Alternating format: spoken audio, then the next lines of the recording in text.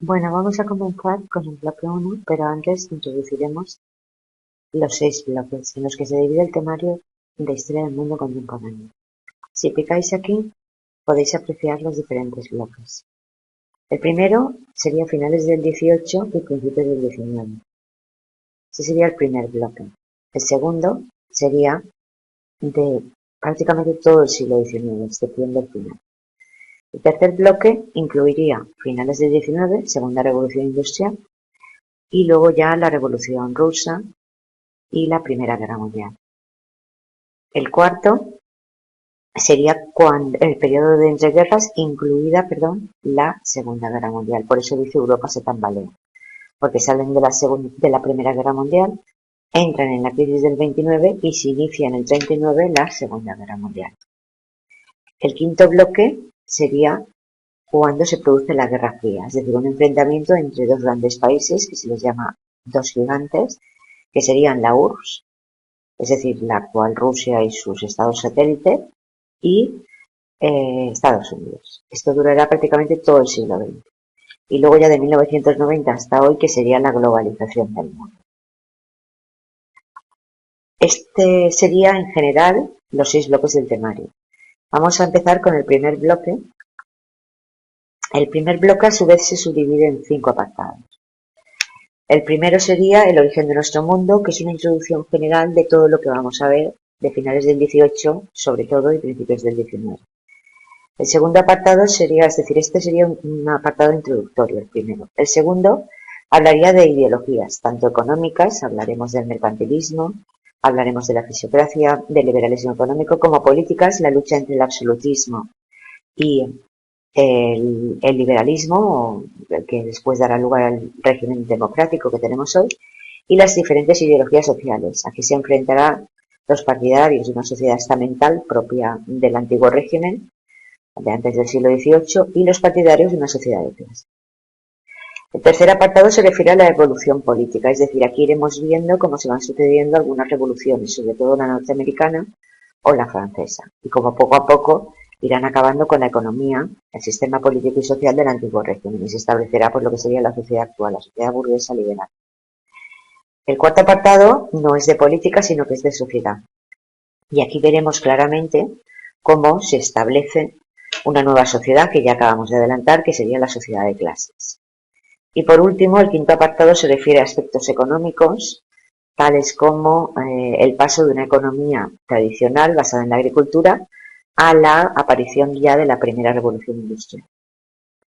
Aquí, si pincháis aquí, tenéis lo que sería un organigrama, un mapa conceptual de este periodo, es decir, del bloque 1, el origen de nuestro tiempo. ¿Vale? Por un lado tenemos el antiguo régimen, que es el sistema político, económico y social de los siglos XVI, XVII y XVIII en Europa. Vale.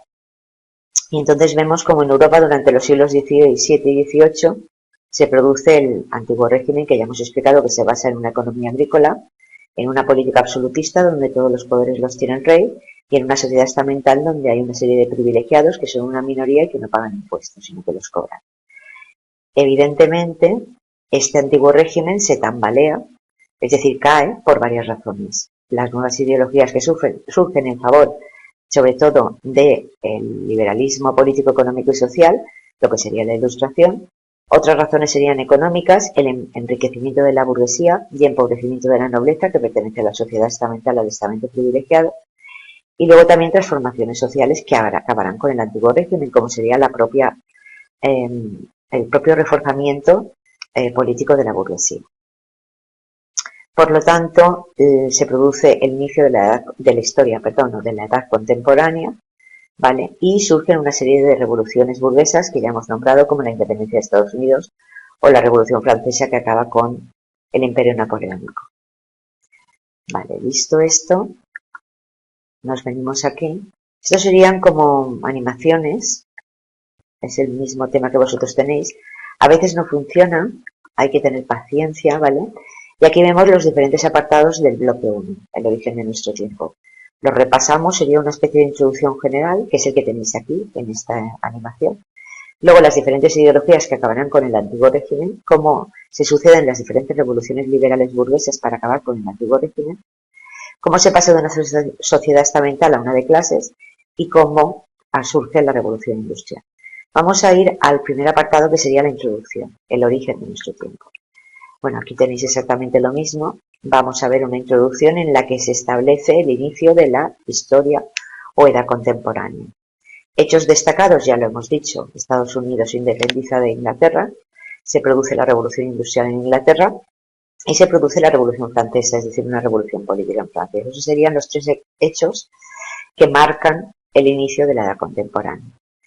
Y ahora ya comenzamos a estudiar lo que sería el antiguo régimen. Por si a alguien se le ha olvidado, el antiguo régimen se basa, como lo tenéis aquí bien explicadito, ¿vale? A nivel político, el antiguo régimen, está aquí explicado.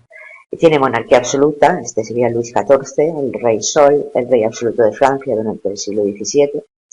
Luego, la pervivencia de una sociedad estamental con estamentos o grupos privilegiados y no privilegiados, a los que se pertenece por nacimiento y no se puede cambiar.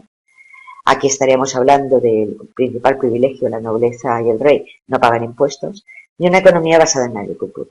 Ahora bien, en el siglo XVIII comienza la crisis del antiguo régimen, sería lo más destacado, perdón. Y esta crisis significa, evidentemente, que la monarquía absoluta continúa, ¿vale?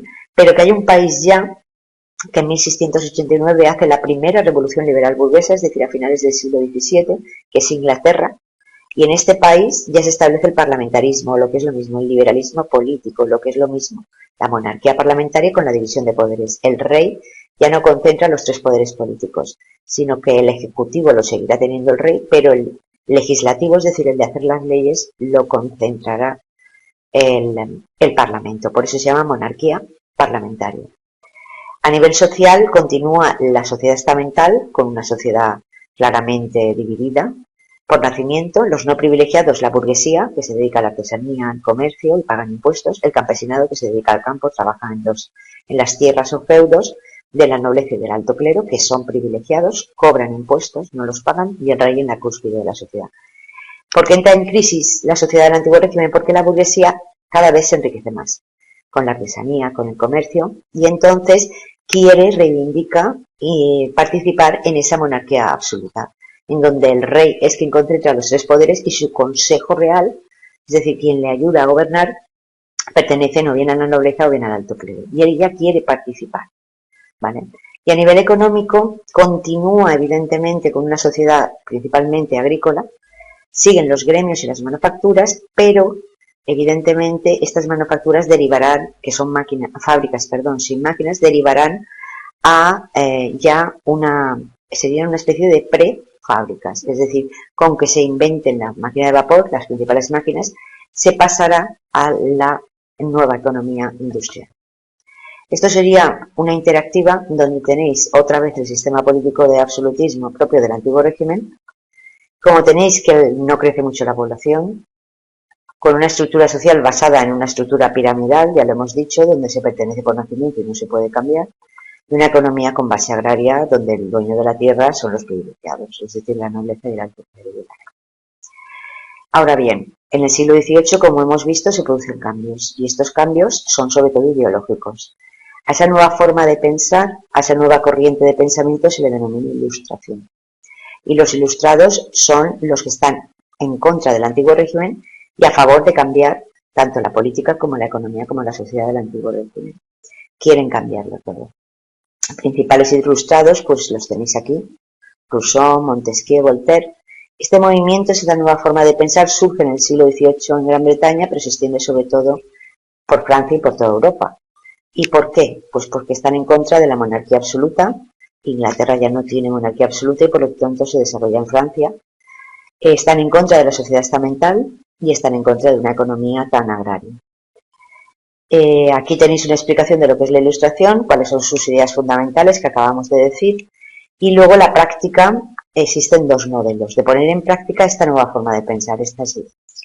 Por un lado, lo que se llama ilustración política, que quiere decir que se aplica la ilustración en el terreno político. Es decir, se pone en práctica la monarquía parlamentaria y se quita la monarquía absoluta. Y esto solamente hay un país, Inglaterra, donde, como ya ha hecho la revolución liberal burguesa, lo pondrá en práctica. Y en el resto de Europa, a excepción de Inglaterra, se produce lo que se llama el despotismo ilustrado. guiados por las ideas de la Ilustración, se cambian cosas, por eso se llama ilustrado, pero se sigue con el despotismo. ¿Por qué? El despotismo es el absolutismo, es decir, el rey, este es Carlos III de España, el principal representante del despotismo ilustrado. Él lo que hará será aplicar la Ilustración en el terreno, sobre todo económico, para que se produzca más y se venda más y ganar más impuestos, dará libertad de comercio, libertad de producción, pero no querrá aplicar la Ilustración en el terreno político, porque quiere seguir siendo un monarca un monarca absolutista. Intentará en la reforma de la Ilustración a nivel social, es decir, quitar los privilegios a la nobleza, pero no podrá, evidentemente, porque es quien la apoya. Aquí tenéis también, me picáis, la comparación entre Ilustración y despotismo ilustrado, que ya hemos explicado. Y aquí tenemos el caso de España, que sería Carlos III principalmente. Vamos a ir hacia atrás. Vale, yo creo que esto ya está. Vale. Aquí tenéis un árbol genealógico de los reyes de España, por si a alguien pues, le interesa. Y el siguiente apartado, ¿vale? No sé si recordaréis, ¿vale? Dentro del origen de nuestro tiempo, tenemos diferentes apartados, porque aún estamos ahí. Bueno, pues el siguiente apartado, un momento, y os lo enseño al principio y así veis los apartados. ¿Vale? Perdón. Vale. Hemos hablado de la introducción, que sería esto de aquí, del antiguo régimen, de la crisis del antiguo régimen, del surgimiento de nuevas formas de pensar que se enfrentan al antiguo régimen, que es la Ilustración, y ahora la práctica, las revoluciones burguesas y la revolución industrial. Vale. Aquí tenemos ya las revoluciones burguesas. Una revolución es un cambio importante, fundamental, en poco tiempo de la sociedad, de la economía y de la política. En este caso se llaman burguesas porque las dirige, ¿vale?, la burguesía. La burguesía era la más interesada en producir estas revoluciones. Y concretamente aquí tenéis, ¿vale?, aquí tenéis las revoluciones. La primera es en Inglaterra, en el siglo XVII. Luego ya vendría la de Estados Unidos en 1776. Luego vendrían las de Europa y en el siglo XVIII, finales de XVIII en Francia y XIX. Y luego las de Latinoamérica, América Latina.